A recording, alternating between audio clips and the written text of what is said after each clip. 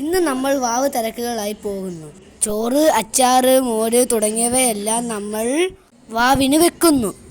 നമ്മളിപ്പോൾ ആലോചിക്കുകയായിരിക്കും കാക്കകൾ എന്താ നമ്മുടെ വീട്ടിൽ വരാത്തതെന്ന്.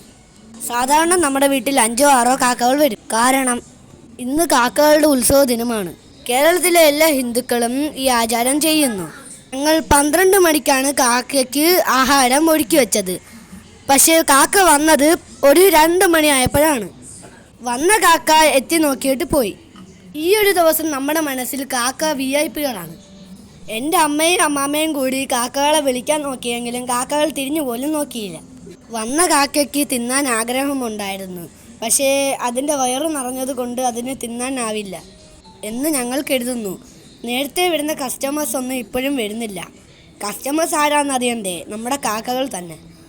അപ്പോൾ ഞങ്ങളുടെ വാവ് നിങ്ങളുമായിട്ട് പങ്കുവെക്കുന്നു. അടുത്ത വാവ് തിരക്കുമായി ഞാൻ പിന്നെ വരാം. ബായ്.